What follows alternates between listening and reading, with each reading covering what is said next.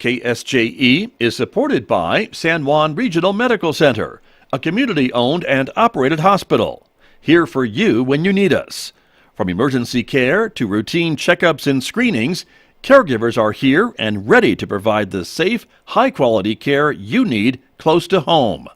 Online at sanjuanregional.com with the latest health information and resources to help you live life better here.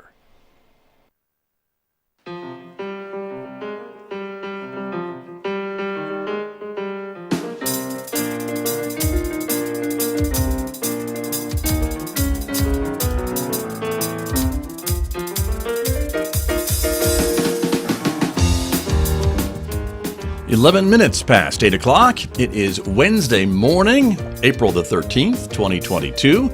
Good morning, everyone. I'm Scott Michlin, and thank you for tuning in to KSJE 90.9 FM over the air, of course, here in San Juan County. Everywhere else on the planet, you can listen to us from our website, KSJE.com. Also, we welcome our viewers who are watching this visual radio program. KSJE, as you know, is a community-supported visual radio station, so we welcome the viewers who are watching us this morning on our Facebook page, our YouTube channel, and our Twitter account. Welcome aboard, everyone. We're glad that you are with us. Coming up this morning, my guest from San Juan Regional Medical Center. We are talking about the 70th anniversary of the hospital auxiliary. We'll be talking with Teresa Becker about that milestone and much, much more coming up in the next few moments right here on KSJE. Later on this hour, Ron Price is going to stop by for his weekly lesson for us about life in the sandbox. This morning, Ron is talking to us about arguments, so stay tuned for that. Later on this hour at 8:50 a.m. on KSJE. Mick Hess joins us next hour, Roving with the Arts, a special 90-minute version of Roving with the Arts, and he will play some music from composer Leon Cavello for us. That's coming up today, 9:06 on KSJE, and that takes us to 10:30, and right on Four Corners, our local and regional author program. Tracy Hales-Vass is speaking with author Andrew Weber about his book about exploring Utah's Bears Ears and Cedar Mesa areas right in our own backyard. So we'll learn more about that today, 10:30 on KSJE. Don't forget, you can also connect with us on our Instagram page in addition to Facebook and YouTube and Twitter. And if you're a podcast person, you can subscribe for free to KSJE Podcasts wherever you listen to podcasts, places like iTunes and iHeartRadio and Google Podcasts and Pandora and Spotify. There's just so many. Take us with you and subscribe for free and maybe find a new program that you haven't heard on KSJE on our podcasts. Outside our studios, well, we are back into some really spring-like weather with winds and cool temperatures. It's 29 degrees outside our studios this morning. Partly sunny skies. We're on our way to a mostly sunny day today, but still windy and still cold. 48 is the forecast high today in Farmington. We could see wind gusts again this afternoon, up to 40 miles per hour. Clear and cold overnight tonight with a low of 25, and then tomorrow things do start to warm up again. Mostly sunny skies. 61 for a high on Thursday, 36 overnight Thursday. Then on Friday, mostly sunny again, 68 for a high on Friday, 72 by Saturday, 71 on Sunday. But take a look early next week, back into the upper 70s and near 80 by next week Thursday, with overnight lows again getting warmer too, from the upper 30s to the mid 40s. Well, let me introduce my guest who is here with me this morning to help us celebrate a very special milestone for the San Juan Regional Medical Center Auxiliary. Teresa Becker is here, the volunteer manager. Good morning and welcome back to KSJE. Good to have you here. Good morning. Thanks for having me. You bet. Great to have you here. As I mentioned, a big anniversary, right? A big milestone for volunteers. Yes, we're very excited. The auxiliary was founded in 1952, so they're 70 years old this year. We're still trying to pin down the exact date to see if we can have some fun there, but that's been a little elusive. Interesting. But we do know it was that 1952 year. At some point during that 12 months, the auxiliary was formed. So good to know. And that was right in the kind of midst of the big boom time in Farmington, correct? As the town was really exploding in growth. And so it makes sense that there be a lot of these type of support organizations that were brought online during those times to contribute to the community, the fast-growing community. Definitely, and just from the history that I've seen, the community was awesome about coming in, and the women of the time just really band together, and a lot of doctors' wives and just, as I said, community members came about and did all kinds of projects for the hospital, fundraising, and sewed linens and curtains and all kinds of things. All that stuff. So interesting. Very, very cool. And so talk to me a little bit about maybe some of the other things that you've got planned. I know you brought some scrapbooks with you too, right? Because somebody was keeping track of some of these things, right? Yes, Over these years. We have a little show and tell today. The amount of scrapbooks that I've gathered up, and there's probably many, many more out there, they did an amazing job of capturing just whatever the features and highlights were of the time. Right. Some years were more productive than others, but I've got probably 40 scrapbooks, and we've been going through them, just showing that rich history and all the fun things. Lots of teen volunteers that are now employees there. So Wow. it's kind of a blast from the past. Right. Very so lots true. of fun things to see. That would be cool to see again, and again, say what you will about print media, but without it, we wouldn't have many of these clippings, right? That ended up True. in your scrapbooks, Yes. right, from Yes. the daily newspaper of the time. Right. A So- lot of history just about the hospital in general as well. And I suppose marketing's got their own versions of all of that, but we've been having a lot of fun going through that. And then we're just trying to hit the highlights and feature that, send that out to the auxiliary, and kind of have an ongoing sharing of some of those events, and just letting them see what happened and then progress up to where we're at. Right. Now. How have things changed? Have you been able to determine kind of from the very early beginnings of how things have changed? Because I know now your volunteers do a whole lot of jobs in and around the hospital and the gift market and things along that line. Do you know kind of what it was like to be a volunteer at the hospital in 1952? It's really interesting. In some ways, it's very similar to what we do today. I've seen some instances where they were doing things we wouldn't dream of having volunteers do today, but it was probably out of necessity. Sure. Feeding patients. More like health and related like things that. maybe. Okay. I think kind of bordering on what CNAs or unit secretaries would do Right. nowadays. So it's, paid, licensed, certified people doing those kinds of things, but they just may not have had those resources. So people stepped up and made it happen. Right. But otherwise, a lot of the same things. The teen volunteer at the time, of course, they called them candy stripers, which Right. kind of leaned to girls being True. At that time, that's right. involved. We call them just teen volunteers now, so the boys can feel comfortable in that role as well. And we have several. They're just as important, and Right. so we Very love true. having them. And you don't make him wear pink and white striped No. uniforms Nope. anymore either, do you?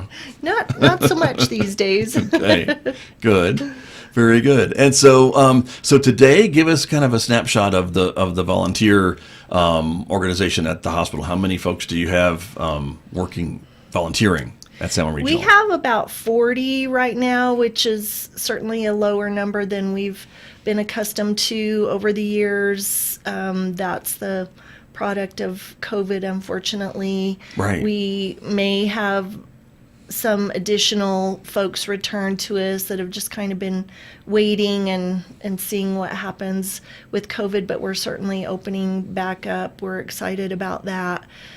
Some folks have health issues, and they've just chosen to let this be a time to retire, which in volunteer world, when they retire, they can still go to another category called associate membership, so they can still participate in some of the events and activities, just not come in like weekly to do a service. So we're quickly adding on to that number, though, getting phone calls every day. And of course, anyone interested in coming back to volunteer now's the time. Good to know. Contact us. And one caveat is that we do still require, as a hospital, we do still require that our volunteers be fully vaccinated. And so if you can fit that criteria and have the desire and want to give a few hours a week, feel free to contact me through the website, or my phone number is 505-609-6156. Okay, and I'll have you repeat that in a little bit too for folks that are maybe looking to write that down. And the website, of course, is sanjuanregional.com, right? Yes. That's how you can find that. And so, and of course, now that maybe, knock on wood, things are calming down a little bit COVID-wise, maybe more folks are thinking about maybe coming back and doing some more of this really important volunteer work at the hospital and other places too in the community. Are you seeing that as well? Yes, definitely. A lot of interest with our teen volunteers looking for projects and service work through the summer, and that's great. I interviewed a gal yesterday, in fact, an adult that's just here in the community and not really working now and just wants to serve in many areas. And so we're going to get her on board and get her started in our gift market, which that was the first area back last year that we brought volunteers back. It was in May. And we identified that was going to be a pretty safe and right. Important area too, role, right, to open back up. Yeah, if nothing else, the employees desperately were missing it. But, we didn't have a lot of the community coming through unless they had appointments. But certainly the staff stepped up and supported the gift market and has just exploded since then. So we're pretty excited about that. And so the majority of our volunteers do serve in that area right now, but we're getting back to having folks up at the information desk returning and slightly modified roles, but still very, very important. Of course, sure. Well, and again, as policies ebb and flow and change, right, because we know the hospitals had changed its visitation policy up and down a little bit and in and out and all those things as conditions changed here too. And so your volunteers had to react to that. Those changes as well. And so that's what you're talking about. And they've been great. I want to share this. This is just tugged at my heart. I've been asking, especially our long-term volunteers that have been here a while, have been asking them to share with me their fondest memory of volunteering over the years, if they could even pinpoint one.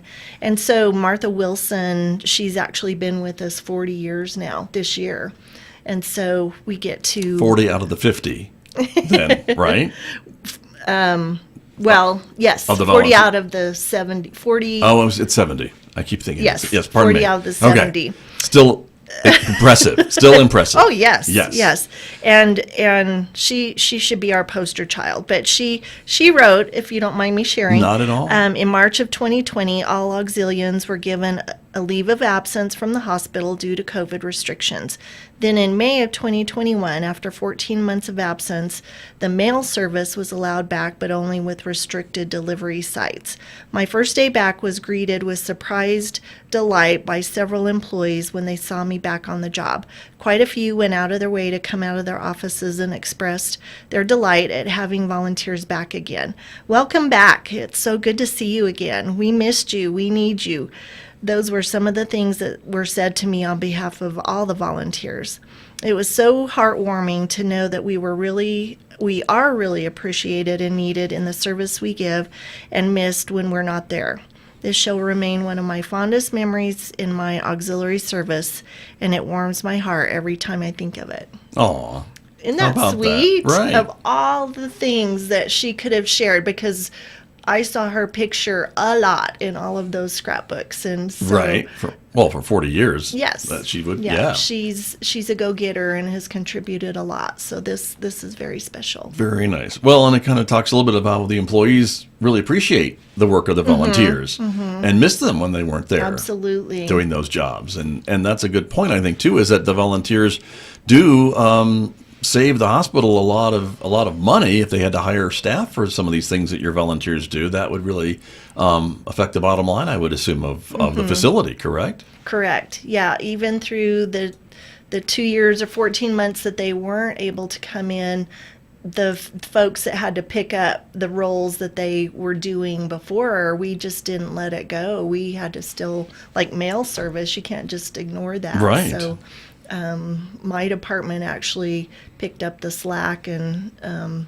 security has helped. Just lots of folks have stepped up, so they're very appreciative to have them back. Right, I would think so. And again, as you mentioned, there are more opportunities for volunteers now at the hospital as things are getting back more and more open, and so you have more demand and need more people in your ranks, I guess, right? In the auxiliary. Absolutely. Yep. And different jobs, right? There are different Right. time. Lots of opportunities. It's not just the gift market. The information desk, as I mentioned, is a big one.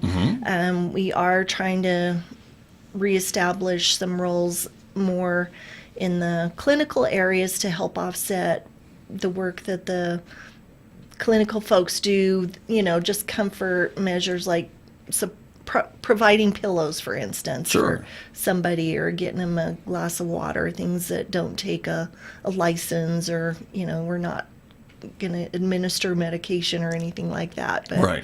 but we can contribute a lot. So we're trying to rebuild that role, and that's going to be a big opportunity, especially for our young folks that may have an interest in a healthcare career, and they can kind of see all the things that go on and Right. support that. A great way to maybe get your foot in the door, or at least see if you're truly interested in that once you actually do a little bit of that, or see it up close and personal in some cases. If you're even a volunteer at the hospital, I know you're exposed to some of these things that are going on, so that might be a good thing for a young person to try out and see if it fits. Right. And that's the beauty of volunteering in general, especially for the teens. But they contribute a lot for us as well, but it does benefit them. Right. Very true. So that's a great opportunity. And the time commitment, I imagine, is flexible somewhat. Yes. Also, depending on the job, right? Right. If someone only has X number of hours a week, you can maybe fill that in or work around that. We used to say an average of 4 hours a week was Okay. what our volunteers would be around, and of course Seems reasonable. some work more. Yeah, it's definitely doable. Right. And so we are very flexible if they're trying to work around school schedules or other activities, and we can adjust. So Exactly. come see us. There you go. Check it out, everyone. Again, why don't you repeat that phone number again if folks would like to call you and find out more, Teresa Becker? Yes, it's 505-609-6156. Okay. That very good. And again, SanJuanRegional.com is the website, and you can Yes. find the volunteer tab, and probably there's I a think it's link under to apply. community. Okay. Yeah, and then a link. There you go. That would make sense. But the need is there. You say you've got about 40 volunteers now on your crew. Yes. And how many could you use if you had every spot full? What would you say? Oh, hundreds. Is there a number? Hundreds. Really? Yeah. Okay. Yeah, we definitely have room to grow. Okay. So plenty of opportunities is what Yes. you're telling me. And of course, as things open up, that's where these opportunities are coming from. And so, very good. And so you've got this big milestone, as we've been talking about. This is the 70th anniversary of the founding of the San Juan Regional Medical Center Auxiliary for the volunteers. And so you've got some things planned later on this year? We do. Just every quarter, we're trying to do something besides the history. We are doing little gifts, and I brought one for you, but it's Aw, just thanks a for little, volunteering. Who doesn't like candy? So that's always Oh, a big well then, one. yeah, that is definitely. That'll hold you over Hold on. later. Let me put this on camera so people can see what we're talking about. But there you go. Thanks for volunteering. So we're Thank chasing you. down folks that even if they're not back to the hospital, we're really trying to intentionally connect with them, and we've been trying to do that all along through Sure. COVID, even just to make sure everybody's okay. But just to make sure they know they've contributed a lot and are still appreciated. Right. Now, I have to ask you we have to look at some of those scrapbooks that you brought with you. Would Sure. you mind if we just Not at all. hand one over to me, and I'll start flipping through, and we can talk a little bit about what we've got. So this is between 2006 and 2007. So not all that old, No, long ago. that one's although relatively new. maybe some of our viewers might say, I wasn't born yet, but okay. But let's take a look at some of these if I can hold it up and show everyone what we're talking about and showing here. But such a great opportunity. Well, that's going to be, Show and tell. yeah, a little bit like that, Yeah. but a little bit of reflection on there.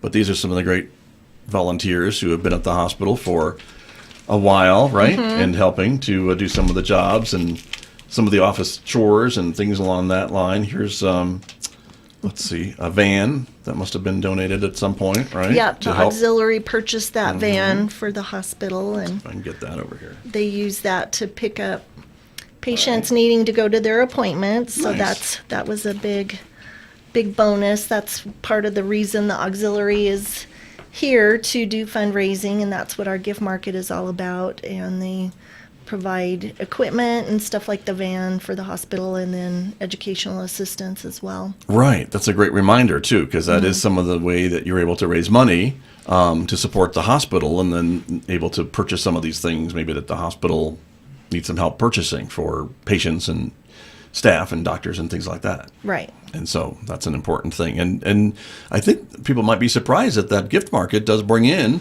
that all those dollars add up over the years, right? And then you have a pretty nice chunk of change to be able to use to buy some of these things, because we know medical equipment's not cheap. Definitely not cheap. Yeah. Our most recent purchase was the sofa beds for the pediatric unit, yet to come, the Right. remodel.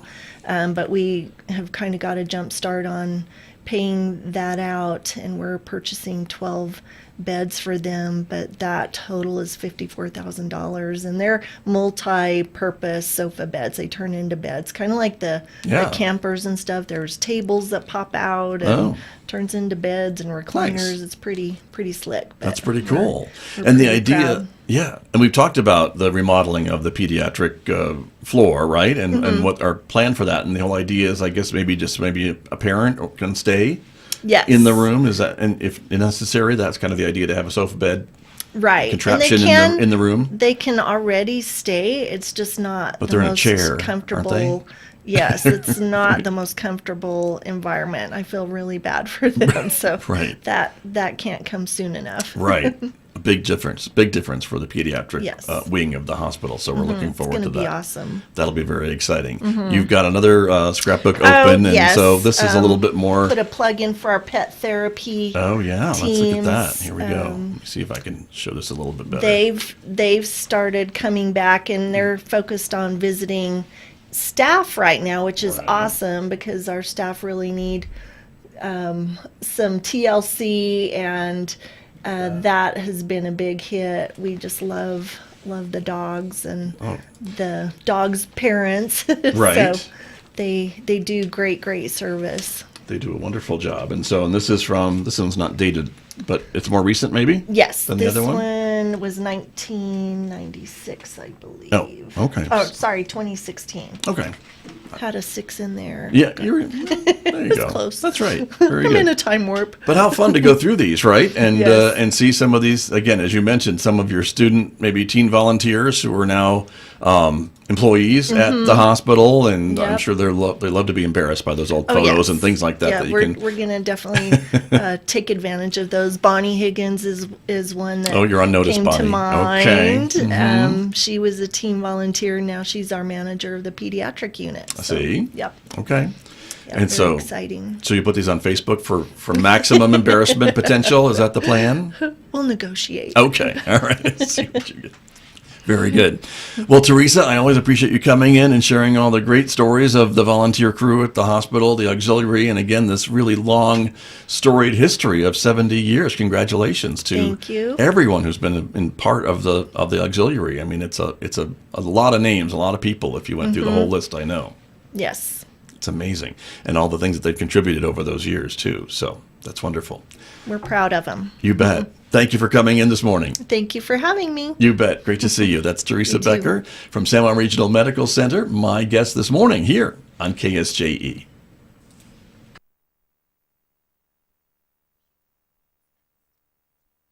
KSJE and San Juan College present the Student Success Coaching Tip of the Week. Week 12, Eliminate Distractions. Studying without distractions is crucial. If you're studying alone, try to find a quiet space or put headphones on to block out noise from your surroundings. If you're in an area trying to study and it's just not working out, relocate. It might be frustrating to have to pick up and move, but it will be worth it once you're in a good environment. Consider putting your phone on silent or vibrate. You can always respond to your messages after your study session. The Student Success Coaching Tip of the Week, presented by KSJE and the Student Achievement Center at San Juan College.